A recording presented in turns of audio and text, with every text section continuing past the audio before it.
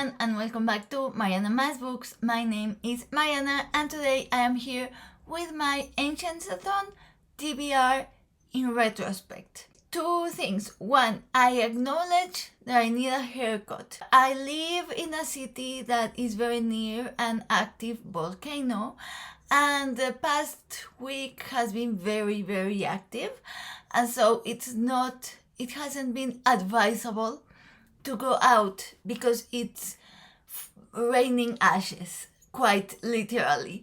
So I haven't been able to go get a haircut or do anything about my hair. Second, why is the TBR in retrospect? Well, here's what happened. If you watched my previous video with the reading plans, I mentioned ANCIENTSATHON, and I said that ANCIENTSATHON was going on in May.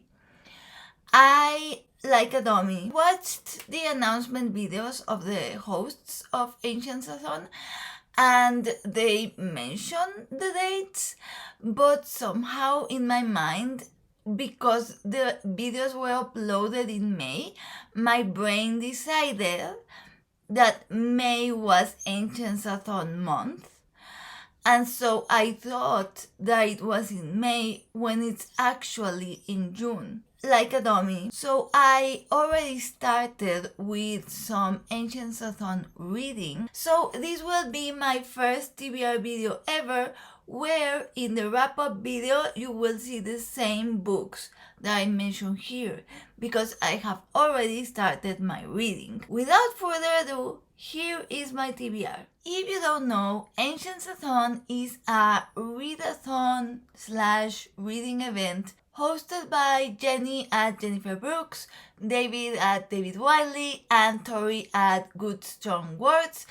I think this is the third year of the readathon, and I have participated every year. Essentially, this is a readathon for reading works published before 1700, I think. A lot of the people who participate in ANCIENTSATHON do read ancient pieces of literature, ancient Greek, ancient Roman, so forth. But a lot of us, like me, like medieval literature, and so they focus on that. I certainly always focus on more like a medieval type literature. ANCIENTSATHON is very chill, especially this year. They want to keep it very relaxed.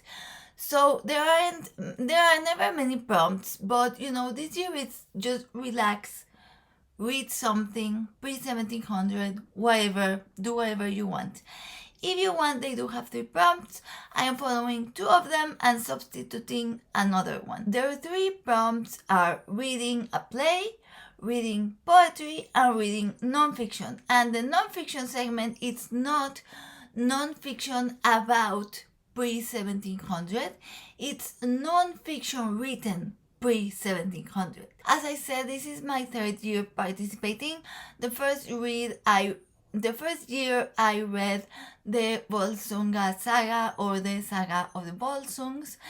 Then the last year, I read Beowulf. Since last year, when I read and loved Beowulf, I thought that I wanted to read something more culturally adjacent to me for the next ANCIENTSATHON, so this year's ANCIENTSATHON. And I really like reading medieval European literature. I'm not from Europe. I'm from Mexico, as you know, if you have seen this channel before. And if you know a little bit of history, Mexico was conquered and colonized by Spain for many years.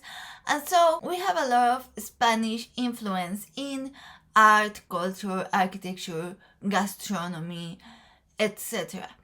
And there is a huge community of Spanish people living here, especially where I live. There is a big community of Spanish people, and there's a lot of Spanish architecture and etc.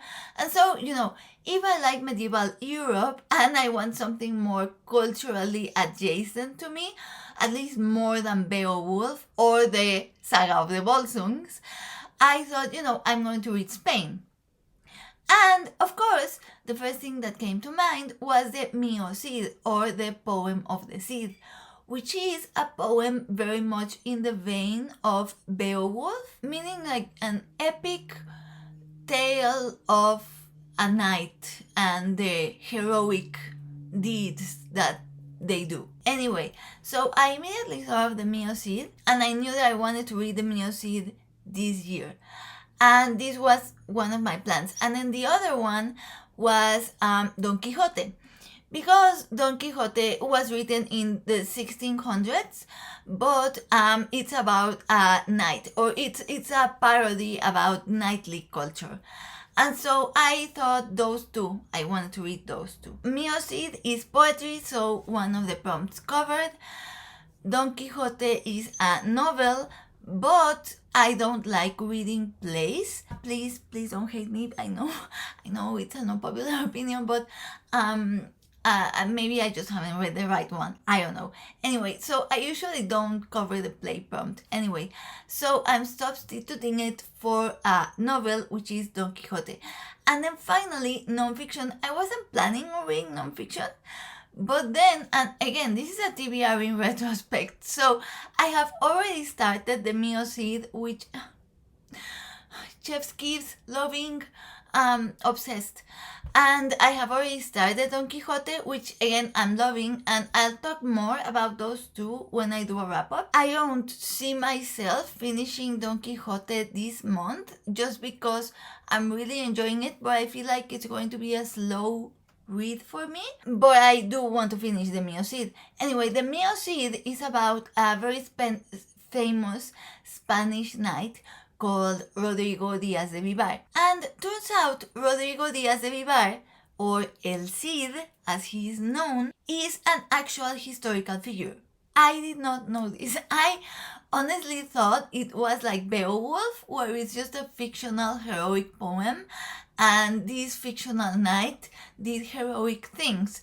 I didn't know that the knight in question is an actual historical figure. Of course, the poem is very much surrounded by myth. It's let's say it's historical fiction with a lot of fiction thrown in there. It's not historically accurate, but it is based on a historical figure, and some of the historical deeds he did, even if they are a bit, spiced up for literature's sake. So when I found out about this, I was so excited. And again, I'm going to talk about this more in the wrap up because I'm obsessed with him at the moment. And it also has to do with The Lions of Al-Rassan by Gavriel K. Everything came together in May. I had so many nerdgasms, but that will be saved for the wrap up. What I mean to say in this TBR video is that while I was reading the edition that I picked for the Mio Cid poem, I was reading the introductory materials, and in the introductory material there is a section where they talk about Rodrigo Diaz de Vivar, or El Cid, in history, specifically where he is mentioned, like historical texts where El Cid is mentioned. And one of the texts that they talk about is called Historia Roderici, which is a short biography of sorts of Rodrigo Diaz de Vivar. Historia Roderici is again a kind of biography, very short biography, written around the year 1190 by Anonymous. It was originally written in Latin, and it is again a sort of biographical text about Rodrigo Diaz de Vivar, El Cid. I say sort of because, in 1190 fashion, it has a lot of idiosyncrasies and things characteristic to the writing, and that's probably a discussion for the wrap-up. So when I discovered about this text, I thought, wait a minute, that means I can cover another prompt for ANCIENTSATHON. So I went and looked for Historia Roderici, and it is actually available in Kindle Unlimited. Started reading it, actually finished reading it, added it on Goodreads, and turns out I'm the first person to rate and review this book. I didn't review because it's in Spanish and I was confused. I didn't know if I should review in Spanish or in English. And anyway, I didn't review, but I did rate it. And I'm the first person to do so on Goodreads. And that makes my hipster heart happy that I found something so incredibly niche that no one in Goodreads has ever rated and reviewed it. Yay me. That's my TBR. Don Quixote, Mio Cid, and Historia Roderici. Nonfiction, a poem, epic poem, and a novel instead of a play. I will talk more about this in my ANCIENTSATHON wrap-up. As I said, I'm having so much fun with my ANCIENTSATHON reading this year. Like, so much fun. Hopefully I will make more videos other than just this TBR and my wrap up. Don't hold me to that, because I always have video ideas and then I don't film them always. But I'm, let's cross our fingers.